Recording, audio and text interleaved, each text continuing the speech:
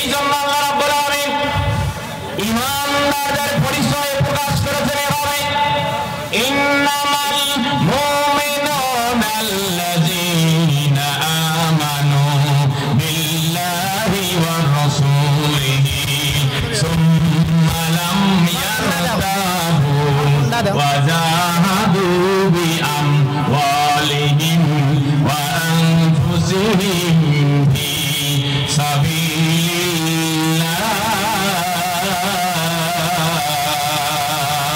আল্লাহু আকবার। আমরা কেমন ঈমানদার, পাকা ঈমানদার না কাঁচা ঈমানদার? একটু মিলাই নি যে আসলে আমার চরিত্রে ঈমানদারের কয়টা গুণ আমার ভিতরে আছে, আমরা একটু জেনে ঈমানটাকে, ঈমানের এই ঘরটাকে আমরা সাজাতে পারবো ইনশাআল্লাহ। আল্লাহ বলেন ওই মানুষগুলো ঈমানদার আল্লাযীনা আমানু বিল্লাহি ওয়া রাসূলিহি, যেই বান্দা যেই বান্দিরা ঈমান এনেছে আল্লাহর উপরে, আল্লাহর সাথে কাউকে শরীক করে না। আমাদের সমাজে কিছু ভাই কিছু কথার মধ্যে শিরক হয়ে যায়। কয় ভাইজান কেমন আছেন, আপনার দিনকাল কেমন যায়? কয় কি বলি, আমার ছেলে যদি চাকরি না হতো তাহলে আমার পেটে ভাত যাইতো না। বলে কি বলে না? জোরে বলেন, বলে কি বলে না? রিজিক দেওয়ার মালিক কে? আর জোরে বলতে হবে কে? নীল আসমান সবুজ পৃথিবী যাহার সৃষ্টি সকল তারিফ তোমারই জন্যে, তুমি আমার রব। আনতা রব্বি আনতা হাসবি আনতা লি নি'মাল ওয়াকিল। সৃজন করেছো চন্দ্র সূর্য, তুমি আমার রব। আনতা রব্বি আনতা হাসবি আনতা লি নি'মাল ওয়াকিল। লিল্লাহি তাকবীর। রিজিক দেওয়ার মালিক কে? আল্লাহ বলতে কে? তাহলে শিরক মুক্ত ঈমান আনতে হবে। আল্লাহ তাআলার সাথে কাউকে শিরক করা যাবে না, কারণ ইন্না শিরকা লা যুলমুন আযীম। শিরক এমন একটা অপরাধ, যতগুলো অপরাধ পৃথিবীতে আছে সবচেয়ে বড় অপরাধ হলো আল্লাহর সাথে শিরক করা। এই জন্য আল্লাহর সাথে শিরক করার কোনো সুযোগ নেই। শিরক মুক্ত ঈমান আমাদের আনতে হবে। দুই নম্বর হলো ওয়া রাসূলিহি, ঈমান আনতে হবে আল্লাহর রাসূলের উপরে। ঈমান আনার পর মনে রাখতে হবে আল্লাহর প্রতি ঈমান এবং রাসূলের প্রতি ঈমান। এই ঈমান আনার পর সুম্মা লাম ইয়ারতাবু, কোনোভাবেই আমাদের নড়াচড়া করা যাবে না, কোনোভাবেই আমাদেরকে এদিক ওদিক তাকানো যাবে না। মুফাসসিরিনে কিরাম ইয়ারতাবুর ব্যাখ্যায় তারা এইভাবে বলেছেন, যদি আপনি কখনো দেখে থাকেন রাস্তায় যদি চলেন, রাত্রিবেলায় বলা যায় শিয়াল যখন আপনি দেখতে পান বা শিয়াল যখন আপনি দেখতে পান, আপনি দেখবেন শিয়াল যখন চলে ডানে তাকায় বামে তাকায় সামনে পিছনে তাকায়। মুফাসসিরিনে কিরাম বর্ণনা করেন আল্লাহর প্রতি ঈমান আনতে হবে, আল্লাহর রাসূলের প্রতি ঈমান আনতে হবে এভাবে যাতে করে কোন রকমের এদিক ওদিক শিয়ালের ন্যায় ডান বাম সামন পিছন না হয়। এক কথায় আল্লাহকে রব বলে স্বীকার করে নিতে হবে। কোন রকমের চিন্তা চেতনা এরকম হওয়া যাবে না, কোন রকমের পিছপা হওয়া যাবে না। আল্লাহকে যারা রব বলে স্বীকার করে নেয়, যেই বান্দা যেই বান্দিরা আল্লাহ তাআলাকে রব বলে স্বীকার করে নেয়, রব শব্দের অর্থ আমরা জানি, রব শব্দের অর্থ আমরা সাধারণভাবে জানি তিনি আমাদের স্রষ্টা, তিনি আমাদের খালিক, তিনি আমাদের মালিক, তিনি আমাদের রিজিক দাতা, তিনি হায়াতের মালিক, তিনি মওতের মালিক। কিন্তু রব শব্দের প্রকৃত যে অর্থ আমরা সেই অর্থ স্বাভাবিকভাবে বলতে পারি না। রব শব্দের সঠিক অর্থ বা প্রকৃত অর্থ হলো এটা, জমিন যার আইন চলবে বলুন তো কার? জমিন যার আইন চলবে। যেখানে যায় বলে হুজুর মহিলা প্যান্ডেলে অসংখ্য মহিলার উপস্থিতি। ভাই আমার আল্লাহ রাব্বুল আলামিন তাম পৃথিবীর মানুষ মানুষগুলোকে আল্লাহ জানিয়ে দিয়েছেন যেই বান্দা যেই বান্দিরা আমি আল্লাহকে রব বলে স্বীকার করে নেয়, রব বলে স্বীকার করে নেওয়ার পর সুম্মাস্তাকামু সে কথার উপরে ইস্তেকামাত থাকে, সুদৃঢ় থাকে, আল্লাহ বলেন আমি রব্বুল আলামিন ওই বান্দা ওই বান্দির উপরে আসমান এবং জমিনের উপরে আসমান থেকে রহমতের ফেরেশতা আল্লাহ অবতরণ করায় দেন। চিৎকার দিয়ে বলেন সুবহানাল্লাহ। ভাই আমার, আসুন আমরা সামনের দিকে আগাই, তাহলে আল্লাহ রাব্বুল আলামিন আমার আপনার জীবনের গুনাহগুলো মাফ করে দিবেন। আমরা ঈমানদারের সংক্ষিপ্ত পরিচয় জানলাম।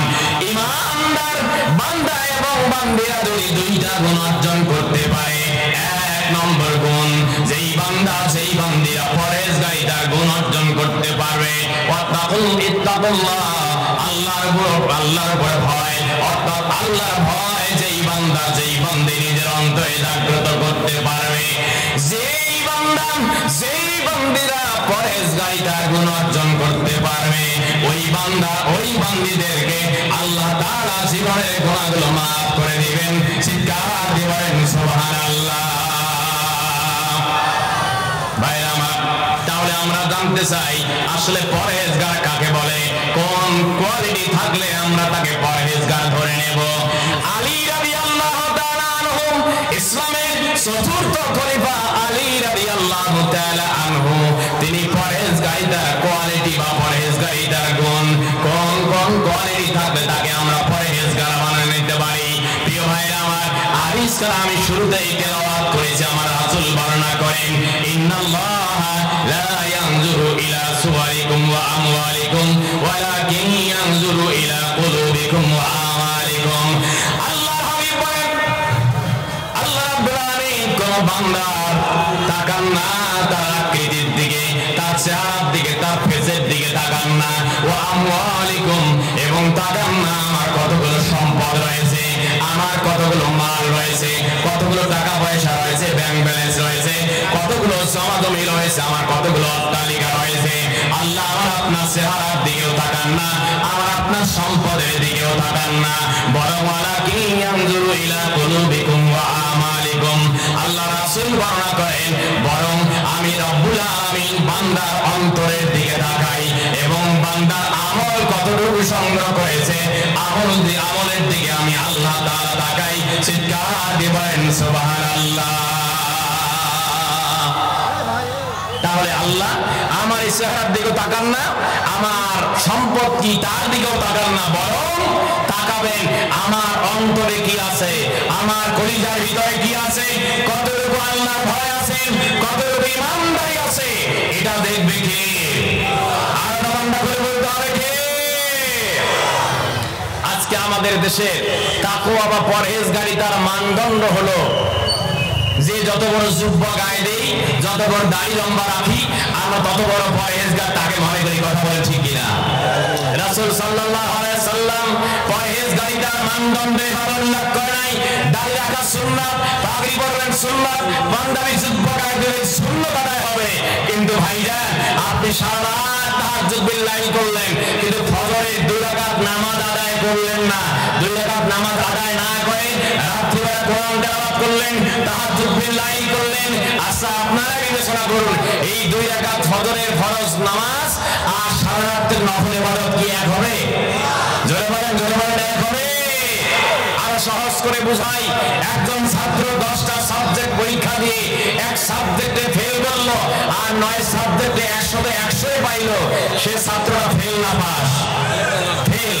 তাহলে তখনই তার জন্য ভালো রেজাল্ট, ভালো সফলতা আসবে যখন সকল সাবজেক্টে পাশের সহিত সর্বোচ্চ মার্ক পায়, তখনই ভালো রেজাল্ট তার থেকে আশা করা যায়। আওয়াজ তুলে বলুন, ঠিক বলছেন না ঠিক? এই কথা বলবার পিছনে কারণ অন্তরে রাসূল ইশারা করেছেন, আর তাকওয়া হাহুনা, আর তাকওয়া হাহুনা ইশিরু ইলা সাদরিহি সালাসা মিরার। রাসূল বক্ষের দিকে ইশারা করেছেন। রাসূল বর্ণনা করেন যে তাকওয়া ও পরহেজগারিতা অন্তরে।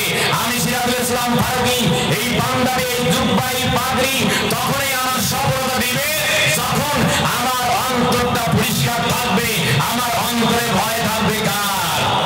আর জবানটা করে বলতে হবে কার? লিখে দেবেন, কোন কথা বলে লিখে দিবেন, কানে কানে বলা যাবে না। ভাই আমার মহিলা প্যান্ডেলে মা বোন যারা আছেন, মা বোনদের দৃষ্টি আকর্ষণ করছি, আপনি আপনার জায়গাটা আরেকজন বোনকে দিয়ে দেন, দিয়ে আপনি আরেকটু সেফে সামনে বসুন, আপনি সব পাবেন, সৎকায় জারিয়ার। এই কাজটা করুন, মহিলা প্যান্ডেলে জায়গা হচ্ছে না। কর্তৃপক্ষের অনুরোধ, আপনারা কোন বোনকে কষ্ট দিবেন না, কষ্ট সবাই ভাগাভাগি করে নিয়ে ভিতরে বসে পড়ুন। এই আশা, এই আহ্বান রাখছি আপনাদের উদ্দেশ্যে, যে ভাইরা রাস্তায় ঘোরাফেরা করছেন বা বাইরে বা দোকানপাটে আড্ডা দিচ্ছেন, আপনারা ভুল করছেন, ভাই এখনই চলে আসবে।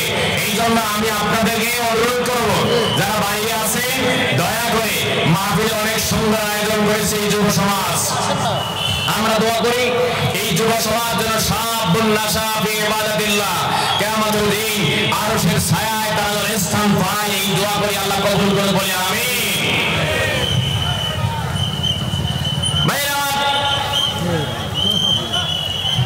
আল্লাহ রাব্বুল আলামিন বলেন, ভাই লিখে দিবেন রে ভাই, কি বলবো লিখে দিবেন, একজনে বলবো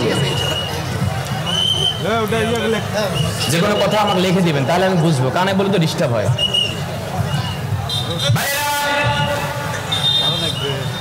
আল্লাহ রাব্বুল আলামিন আমাকে আপনাকে পরিষ্কার জানিয়ে দিয়েছেন, ইন্না আকরামাকুম ইনদাল্লাহি আতকাকুম।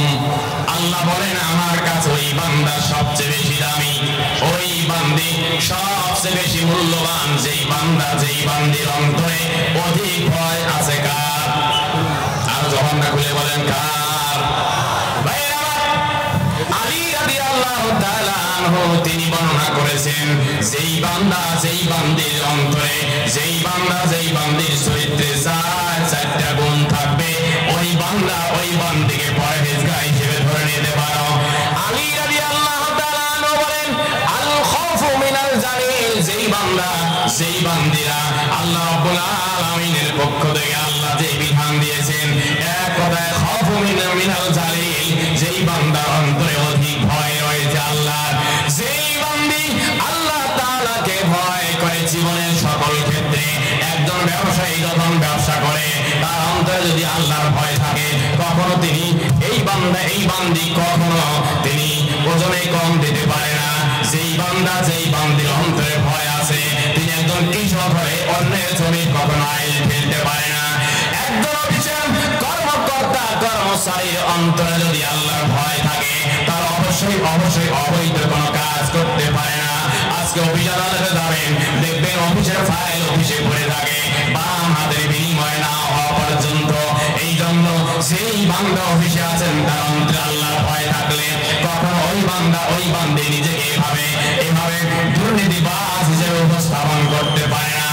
একজন রিক্সা চালক, একজন গাড়ি চালক যদি আল্লাহর ভয় তার অন্তরে থাকে, তিনি রিক্সা চালাচ্ছেন, তিনি একজন দিনমজুর, তিনি একজন খেটে খাওয়া মেহনতি মানুষ। যখন নামাজের ওয়াক্ত হয়ে যাবে, মুয়াজ্জিন সাহেব যখন ডাকবে, হাইয়া আলাস সালাত, আসো আসো, নামাজের দিকে আসো, নামাজ পড়লে তোমার কি হবে, কপাল্লা খুলে যাবে। আল্লাহর কোন বান্দা, কোন দিনমজুর বান্দা, কোন রিক্সা চালক, কোন ঠেলা গাড়ি চালক, কোন পেশাজীবী ভাই যখন আল্লাহর ডাক শুনে ফেলে, কানে যখন পৌঁছে যায়, আল্লাহর বান্দার অন্তরে আল্লাহর ভয় থাকলে, ওয়াজিলাত কুলুবুহুম, আল্লাহর বান্দার অন্তঃকরণ খানা প্রকম্পিত হবে আল্লাহর ভয়ে। ওই বান্দা, ওই বান্দি কখনো অবৈধ কোনো কাজ করতে পারে না। চিৎকার দিয়ে বলেন ঠিক কিনা? ভাই আমার, যদি আমাদের সমাজের মানুষগুলো পরহেজগার হতে পারে, আমার আপনার সমাজপতিরা, আমার দেশের প্রধান যারা, দেশ যারা পরিচালনা করে, আমার বাড়ির যিনি প্রধান, আমার একজন ওয়ার্ডের যিনি মেম্বার, আমার একজন ইউনিয়নের যিনি চেয়ারম্যান, আমার ওয়ার্ডের ইউনিয়ন এবং আমার উপজেলার যিনি চেয়ারম্যান, আমার সংসদীয় আসনের যিনি মেম্বার অফ পার্লামেন্ট, যেই বান্দা, যেই বান্দিগুলো এইরকম চেয়ারে বসবে, ওই বান্দার অন্তরে যদি ভয় থাকে, একজন মেম্বার কখনো ওজনে কম দিতে পারে না। একজন মেম্বার বিধবাদের কার্ড দিতে গিয়ে 5,000 টাকা নিতে পারে না। একজন জেলা পরিষদের চেয়ারম্যান কিংবা জেলা পরিষদের সদস্য, উপজেলা পরিষদের সদস্য 1 লক্ষ টাকা কবরস্থানে দান করে, তার একটা ফান্ড নিয়ে দেয়, তার ব্যক্তিগত নয়, সরকারি ফান্ড, কিন্তু ওই ফান্ড বাস্তবায়ন করতে গিয়ে সভাপতি 1 লক্ষ টাকা স্বাক্ষর করে, কিন্তু 1 লক্ষ টাকা সভাপতি তার কবরস্থানের জন্য পায় না। চিৎকার দিয়ে বলেন ঠিক কিনা? অর্থাৎ অর্ধেক ওদিকে দোয়া তাবিজ করতে শেষ, বাকিটুকু আছে। এখন মনে করেন মসজিদের কমিটি বা কবরস্থানের কমিটি মনে করছে বাবা এছাড়া তো উপায় নাই, যা হয় হোক এটাই কমপক্ষে নেই, কিছু কাজ করি। কথা বলে ঠিক বুঝতে পারে ঠিক? ভাই আমার এই কথা বলবার পিছনে কারণ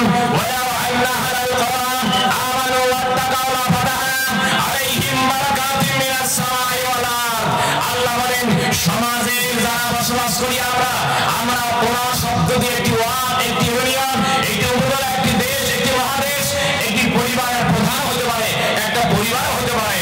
যদি সমাজের মানুষগুলো পরহেজগারিতাগুলো অর্জন করতে পারে এবং ইমানের সহিত পরহেজগারিতাগুলো অর্জন করতে পারে, আল্লাহ বলেন লা ফাতাহনা আলাইহিম বারাকাতিন মিনাস সামাই ওয়াল আরদ, আমি আসমান এবং জমিনের উন্নয়নের দরজা খুলে দেবে কে? ভাইজান জবানটা খুলে বলেন না কে? আর বলতে হবে কে?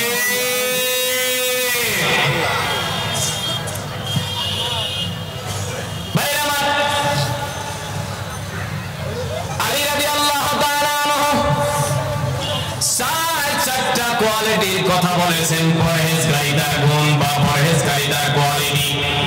এক নম্বর আল খাউফু মিনাল গালি, আল্লাহর ভয় তার ভিতরে থাকতে হবে। যাদের হৃদয়ে আছে আল্লাহর ভয় তারা কবু পথ ভুলে যায় না, ঠিক কিনা ভাই আমার? তাহলে এক নম্বর ভয় থাকতে হবে আল্লাহ তাআলা। দুই নম্বর কোন কোয়ালিটি, কোন যোগ্যতা থাকলে আমরা তাকে পরহেজগার হিসেবে ধরে নেব? আলী রাদিয়াল্লাহু তাআলা আনহু বলেন ওয়াল আমাল বিত-তানজিল, ওয়াল আমাল বিত-তানজিল, আমল করতে হবে আল্লাহর পক্ষ থেকে যেই কিতাব নাযিল করা হয়েছে, যেই কিতাবকে আল্লাহ রাব্বুল আলামিন অন্ধকার বড় বড় প্রাচুরি আল্লাহ নাযিল করে দিয়েছেন। আল্লাহ বলেন আমি বান্দা বান্দীদের জন্য কালাম নাযিল করেছি, না কিতাবুন আনজালনাহু ইলাইকা লিতুখরিজান নাসা মিনাজ জুলুমাতি ইলান নূর। আল্লাহ বলেন এই কালামে হাকিম আমি নাযিল করেছি। আল্লাহ কোন বান্দা, আল্লাহ কোন বান্দি এই কোরআনের কাছে যে আত্মসমর্পণ করতে পারে, আমি রব্বুল আলামিন ওই বান্দা বান্দীদের জন্য চারটে সফলতা দেব। এক নম্বর তিবিয়ানাল লিকুল্লি শাইইন, আমি বান্দার জীবনের সব সমস্যার সমাধান আমি দিয়ে দেব আল কোরআন। চিৎকার দিয়ে বলেন সুবহানাল্লাহ। সমাধান চাও যদি জীবনে মরণে, যে নাও চোখ রাখো কোরআনে, সমাধান ও সমাধান। আল্লাহ বলতে বিয়ানাল লিকুল্লি শাইইন, জীবনের সব আলোচনা পর্যালোচনা আছে কোথায়? জোরে বলেন কোথায়? ভাইরা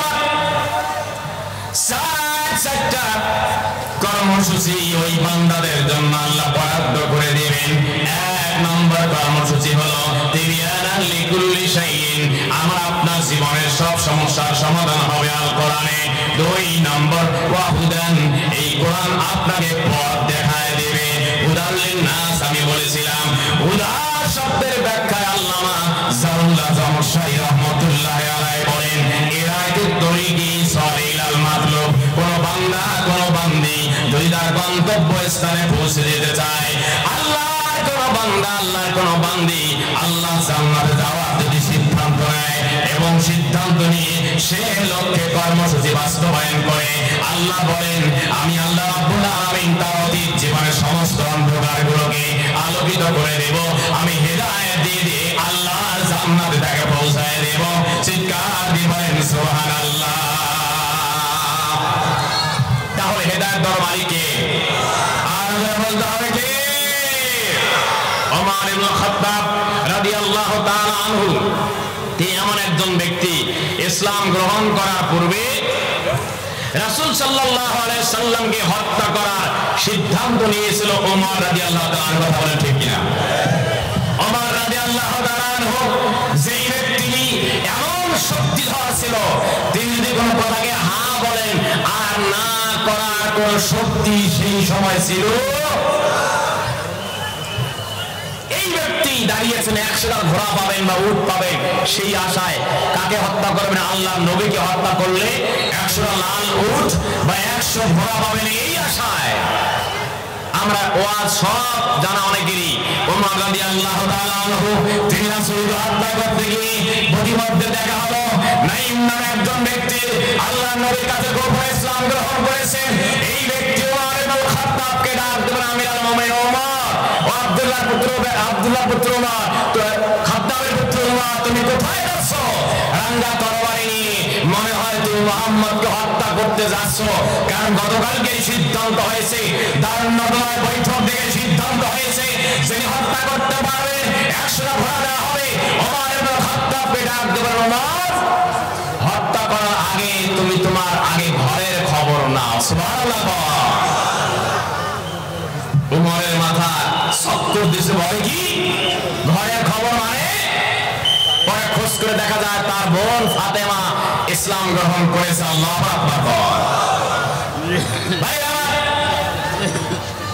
ওমর ইবনে খাত্তাব রাদিয়াল্লাহু তাআলা আনহু রওনা হলেন বোনের গৃহে মেজাজ একেবারে তেলের গিয়ে জ্বলে উঠলো পরে কি আমি একজন শত্রুকে চিরদিনের জন্য নিশ্চিহ্ন করব আমি সেই আশায় 100টা ঘোড়া পাবো কিংবা উট পাবো সেই আশায় যাচ্ছি কিন্তু কি খবর শোনাবো আমার বন্ধু ইসলাম গ্রহণ করে তাহলে আমি কার কাছে গিয়ে এই কথাগুলো বলবো ওমর ইবনে খাত্তাব রাদিয়াল্লাহু তাআলা আনহু আর দেরি করলেন না তিনি রওনা হলেন তিনি যাচ্ছেন বোনের বাড়িতে যাচ্ছেন ওমর ইবনে খাত্তাব ওমর ইবনে খাত্তাব রাদিয়াল্লাহু তাআলা আনহু বোনের বাড়িতে গিয়ে শুনতে পেলেন যে গুনগুন করে আল্লাহর কালাম তার বোন এবং ভগ্নিপতি তেলাওয়াত করতেছে চিৎকার দিয়ে বলেন সুবহানাল্লাহ আল্লাহু আকবার সুবহানাল্লাহ কোরআন তেলাওয়াত করলে ঈমান বাড়িয়ে দেয় কে আল্লাহ বলতে হবে কি ওয়াইদা তুলিয়াত আলাইহিম আয়াতুহু যাদাতহুম ঈমানান চিৎকার দিয়ে আল্লাহু আকবার